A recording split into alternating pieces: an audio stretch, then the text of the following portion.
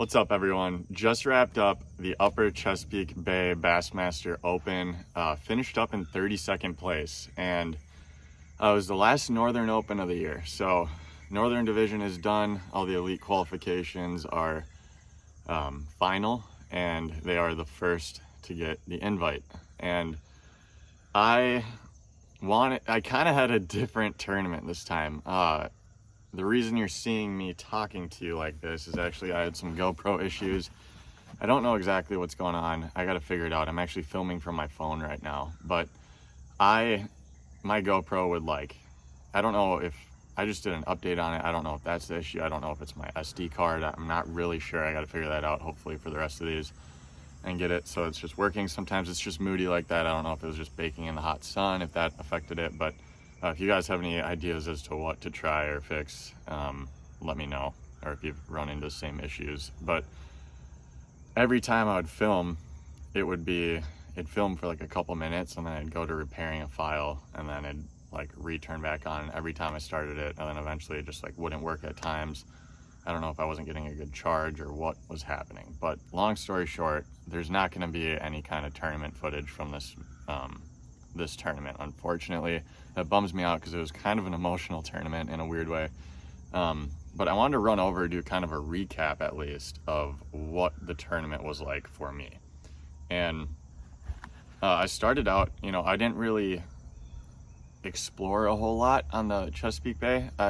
We had kind of a cutoff. It was only the Upper Chesapeake Bay. There was a cutoff pretty far down. I mean, you could run really, really far still.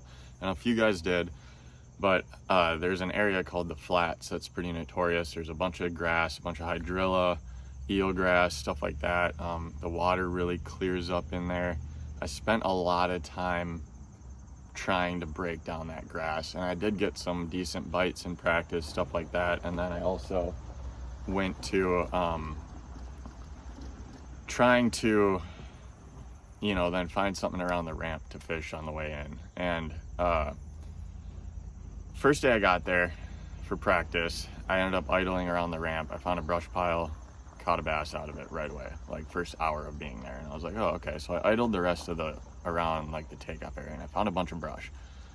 And I just kind of marked it and let it be. So I was like, okay, I'll go fish some brush at the last end of the day. Low tide, it just kind of lined up that way. I tend to find offshore brush piles and tidal water fisheries tend to be better during a lower tide. And I think it just kind of concentrates those fish out there. And so day one, I really tried to force the grass thing. I tried running the tides, doing a few things around those areas, fishing a few areas at different tides when the current was flowing, slack water. I was up punching, chucking a chatterbait around, stuff like that. And I got a couple fish doing that, I got one bass doing that on a worm on a weed line, because it was just a grind. So I went back up for the last hour and a half towards takeoff. Not too long into that, I caught a 3-pounder, and my co-angler actually caught a 3.5. And so I was like, okay. I was not spun out, but I was didn't know what I wanted to do day two. So day two, I actually ended up going and sticking around the takeoff the whole time, and it definitely paid off. I weighed 14 pounds 3 ounces, I think, day two, which skyrocketed me from being in 103rd to 32nd place. I finished up, so that was a huge thing. And I want to go over a few of the setups that I had to help me do that. I kind of threw a hodgepodge of different things. I cycled through a ton of different brush at different tides, and just kept cycling and I'd pick one up here, pick one up there. The morning was definitely a better bite for me, but in the beginning I just was trucking around a little crankbait. This one here happens to be just a Bandit 200. Not sponsored by them or anything. That's the one I was throwing. So I started off fishing a couple points quick, and I caught a 3-pounder right off the bat, which was awesome. Boat flipped that in, and it hit it right by the boat. So I just kind of swung it in. It was kind of crazy, and I was like, okay, wow, that's a better start already. But I'm just throwing it on it's a 7-to-1 Daiwa Tatula 100, and it's a Daiwa Tatula rod. It's a 7-foot medium. It's a shallow crank and topwater rod. It's just kind of that medium action. It's good for a little crankbait rod. But that's what I was doing. So I was covering water in the beginning a little bit, and I'd start that trying to get a reaction bite. I think a lot of retread fish were hanging around that area, stuff like that. So a crankbait's an awesome one to try to get those fish to react, to bite, stuff like that. And it definitely dominated in the morning for me. So from there, you know, I'd follow up with a jig. This is just a all-terrain tackle AT rattling jig. It's a 3/8 ounce size, just black and blue, nothing fancy. I've got a Biospawn Exo pod on there for my trailer. It's just a nice little compact trailer with 2 little kicking kind of craw appendages. A Daiwa Tatula, it's the SV 8.1 to 1 gear ratio, and the it's the skip and jig rod. It's a 7-1 heavy Daiwa Tatula Elite. So I was just kind of dragging that. You know, I kind of had this method to the madness of, you know, starting with bigger baits and downsizing. So that was kind of my next follow-up. From there, I drag a worm through there. Can't go wrong with the Texas rig ribbon tail worm and brush piles, I swear. I just got a 1/4 ounce weight. These brush piles were anywhere, depending upon the tide, anywhere from like 3 to like 8 feet. So, and they were real isolated. There was a lot of brush all around, but I'd mark on my Lowrance units, when I was scanning, I'd mark like the more concentrated brush piles or stumps or stuff like that. So I had these waypoints and I could kind of weave through. There were a few different boats there. Actually, a lot of the top 10 was there that I didn't realize was there, because I just got there kind of at the end of the day, day one, and then day 2, I was like, oh wow. Try to stay out of anyone's way, but you know, I was there to do my job too, and I had known about that area. So shout out to all of them. They did awesome. Buddy Kyle Austin, JT, Jordan Tompkins, he won. Congrats to him.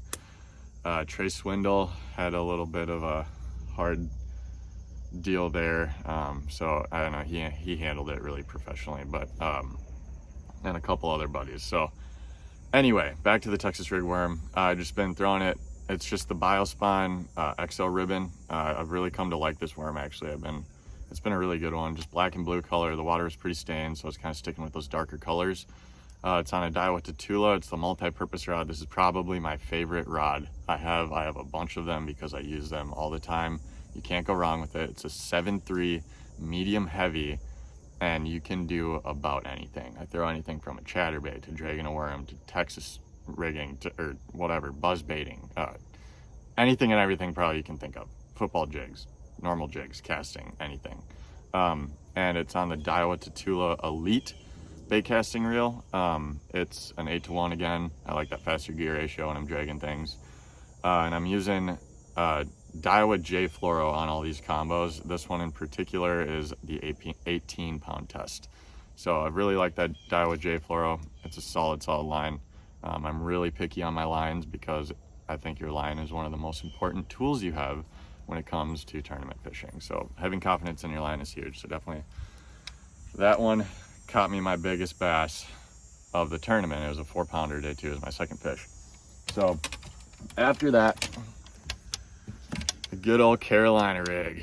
I was just throwing, it was a 3/8 ounce weight with a bead on there, a little barrel swivel, tied to about 2.5 foot leader, and I was throwing a Biospawn Exopod. So I really like these Exopods. They're just like a nice little, they're kind of a comparison to like a, you know, Menace Grub or something like that. That's their version of it.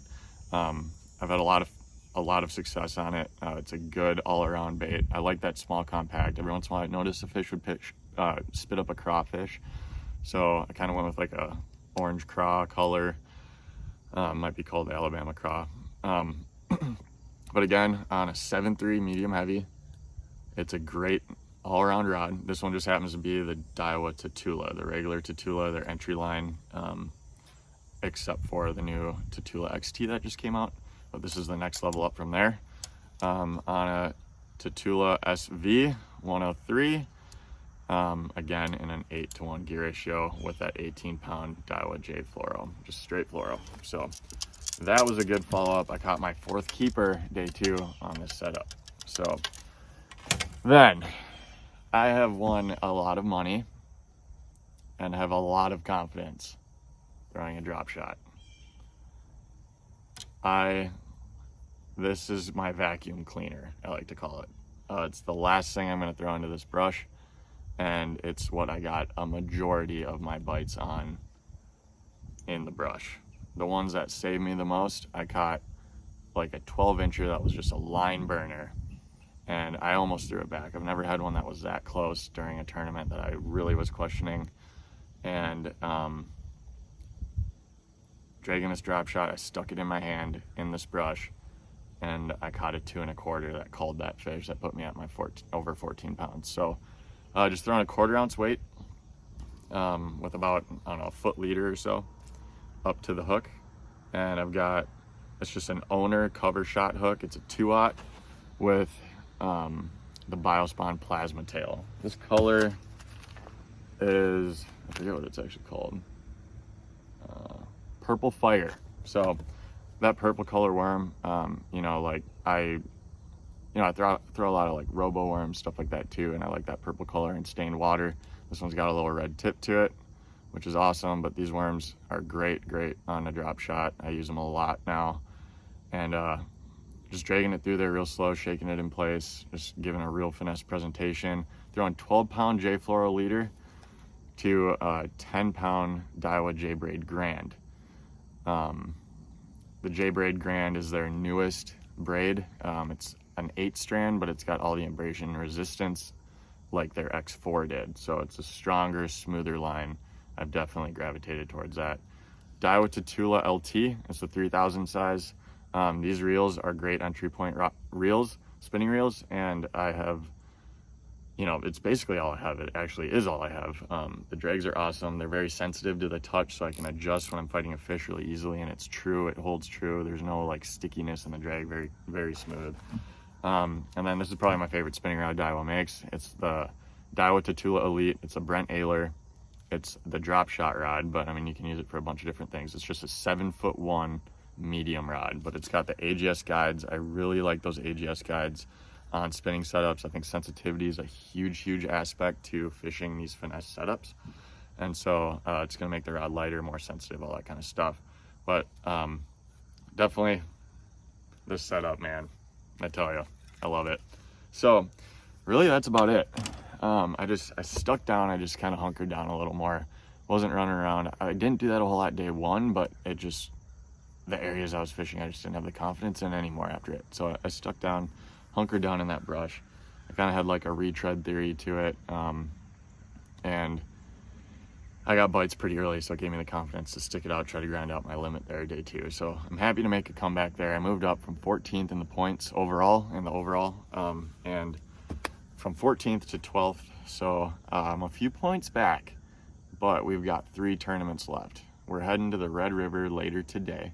By the time you see this, it might be later than that, but I am eager to get out to the Red River. Never been. Little anxious about it because I know it's a sketchy place, bunch of critters out there, but I got a good buddy, JP Kimbrough, and his family. Shout out to them. They're letting me stay at their place with my buddy Riker.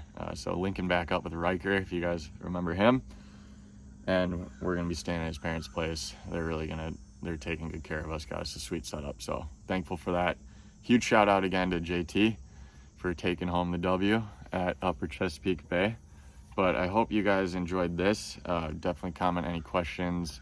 I'm also gonna include a link to Omnia Fishing, a few different links that are just gonna be where you can go actually get some of these products. They carry a bunch of All-Train, Biospawn, Daiwa products, and they're going to be able to keep you covered. They've got a lot in stock right now. I know going into the off season and stuff like that, they're staying on top of their game. They're doing really good. So I'll include a few links in the description down below, but sorry about the GoPro issues, you guys. I'm going to try to have that figured out for these next few. We've got 3 left: the Red River, Lake Hartwell, then Sam Rayburn. Looking forward to getting out of hopefully the Red River alive and working our way over to Hartwell. I'll be pretty happy, I think, when I'm leaving Shreveport. So just getting this one, these 2 grinders in the beginning have been kind of weighing on me. Made it out of Chesapeake Bay with a decent finish, got a payday, a much needed one. And I'm just looking forward to trying to end the year strong. Got a little momentum going. Oneida, Chesapeake. hopefully let's keep going at the Red River. So tight lines, you guys. We'll catch ya soon enough when we're fishing at the Red River.